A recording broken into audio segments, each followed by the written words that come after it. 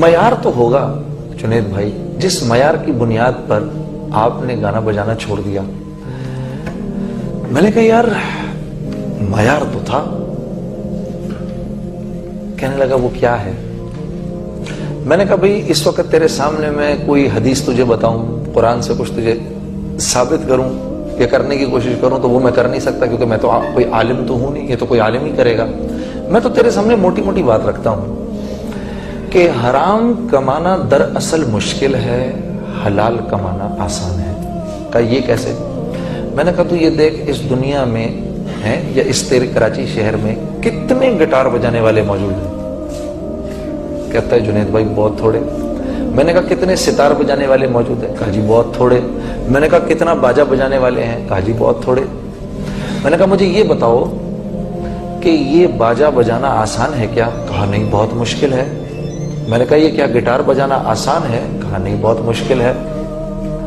میں نے کہا تو دیکھ شیطان کیسا چکر دیتا ہے کہ وہ کام جو کہ مشکل ہے وہ سکھاتا ہے ہمیں، اور اس کے ذریعے اس مشکل کام کو کر کے ہم حرام کماتے ہیں۔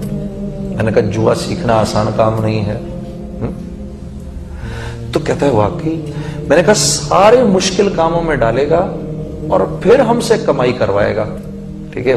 اس کے برعکس دکان کر کے اس سے کمانا آسان ہے، لیکن یہ چکر بازی کیا کرے گا کہ جب تم اور میں حرام کمانے لگیں گے تو یہ ہمیں یہ نہیں بتائے گا کہ بعد میں ہمارے ساتھ کیا ہونا ہے۔ کہے گا دیکھ کتنے مزے ہیں، گانا گاؤ، سب سنیں گے، تجھے پیسہ ملے گا۔ ہاں، اور جب ہم حلال کمانے لگتے ہیں تو پہلے ہمیں سجھاتا ہے یار حلال کمائیں گے، پہلے دکان کرائے پہ لینی پڑے گی، پھر مال پتہ نہیں بکے نہ بکے، ہے جی کوئی ہم سے مال خریدے نہ خریدے۔ حلال میں ہمیں آگے کی دکھاتا ہے، حرام میں ہمیں ابھی کی دکھاتا ہے، ٹھیک ہے؟ کہتا ہے یہ بات تو صحیح ہے بالکل۔ تو میں نے کہا اللہ نے اپنی ذات سے استفادہ ہمارے لیے آسان رکھا ہے۔ تجارت میں اللہ جل شانہ نے برکت رکھی ہے، سود میں اللہ جل شانہ نے بے برکتی رکھی ہے۔ کہتا لیکن مجھے تو نظر آتا ہے جب جنید بھائی مجھے 120 روپے میں نے 100 روپے بینک میں رکھے، مجھے 120 روپے مل گئے، یہ تو میرے تو پیسے بڑھ گئے۔ میں نے کہا ہاں پیسے تو بڑھ گئے، آنکھ تو یہی دکھا رہی ہے کہ پیسے بڑھ گئے، لیکن اللہ تیری میری ضرورتیں 140 روپے کی کر دے گا۔ کہ لیکن آپ کہہ رہے ہیں کہ صدقہ دو مال بڑھے گا۔ میں نے کہا ہاں اللہ کے رسول نے قسم کھائی ہے اس بات پر۔ کہ لیکن مجھے تو نظر آ رہا ہے میرے پیسے کم ہو گئے۔ میں نے کہا اللہ تو 20 روپے دے گا نا، تیرے پاس بچیں گے 80، لیکن اللہ ضرورتیں 60 روپے کی کر دیں گے۔ یہ شکلیں تو محتاج ہیں اللہ کی، اسی بات کو تو ماننے کو دل نہیں کرتا۔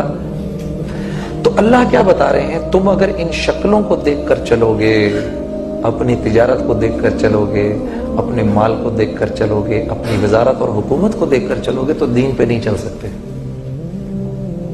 پھر دین پہ نہیں چل سکتے۔ دین پر تو وہ چل سکتا ہے جو ان تجارتوں، ان وزارتوں، ان حکومتوں کے بارے میں دل میں یہ ارادہ رکھے کہ یہ ساری کی ساری چیزیں مجھے پالنے میں اللہ کے امر کی محتاج ہیں۔ یہ آسانی سے نہیں ہوتا، یہ چیز آسانی سے نہیں ہوتی۔ اس کے لیے تو موت تک نفس اور شیطان سے جھگڑا ہے، لیکن جو اس کو کرتا ہوا نکل گیا وہ اپنی جوانی میں سرسبز و شاداب ہوگا، وہ اپنے بڑھاپے میں سرسبز و شاداب ہوگا، وہ اپنی تجارت میں لوگوں کے بدلنے کا ذریعہ بنے گا، وہ اپنی عمارت میں لوگوں کے بدلنے کا ذریعہ بنے گا۔ اب یہاں جتنے لوگ بیٹھے ہیں سب یہ کہہ رہے ہیں یار ہم ایک ایسے معاشرے میں رہنا چاہتے ہیں جو معاشرہ ایک سرسبز و شاداب معاشرہ ہو، اس میں سچ ہو، اس میں جھوٹ نہ ہو، اس میں لوگ ایک دوسرے کی عزت کریں، اس میں لوگ آپس میں محبت سے رہیں، اس میں حلال کمائی ہو، اس میں عورتیں پردے میں ہوں، اس میں فلاں فلاں فلاں فلاں۔ کون نہیں چاہتا؟ سب چاہتے ہیں جی، ہے جی، سب چاہتے ہیں، بالکل سب چاہتے ہیں۔ استاد یہ چاہتے ہیں کہ طلباء ان کی عزت کریں، کون استاد یہ نہیں چاہتا؟ طلباء یہ چاہتے ہیں استاد ان کو صحیح سبق پڑھائیں، ان کی صحیح تربیت کریں، کون طالب علم یہ نہیں چاہتا؟ تو اللہ جل شانہ نے استاد کی مرضی کی ساری چیزوں کو طلباء کا دین بنا دیا، اور طلباء کی مرضی کی ساری چیزوں کو استاد کا دین بنا دیا۔ یہ دین ہے، اتنا آسان ہے۔ لیکن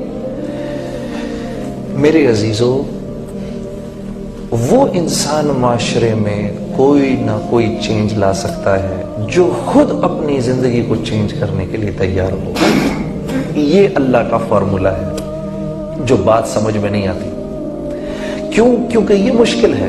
آدمی کی نظر اپنی ذات پر نہیں جاتی، وہ اوروں کو دیکھتا ہے۔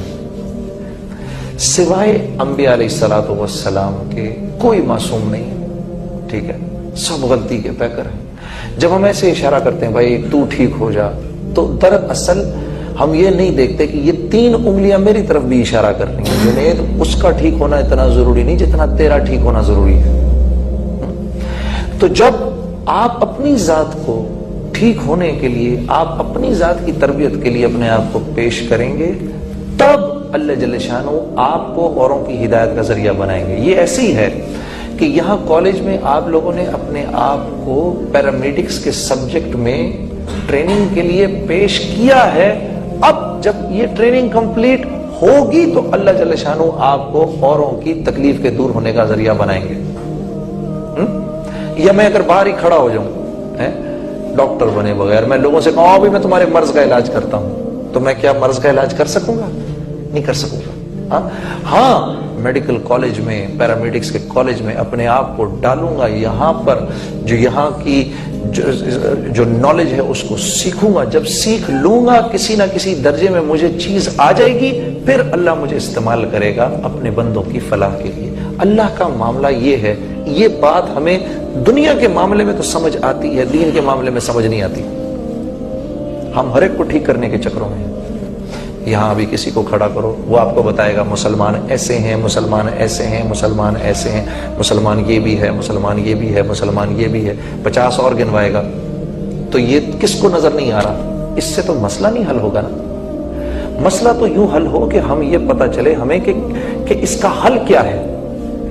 اس انبیاء علیہ الصلوۃ والسلام معاشرے کے مسائل کا حل لے کر آتے تھے۔ یہ میرا تمہارا کام ہے۔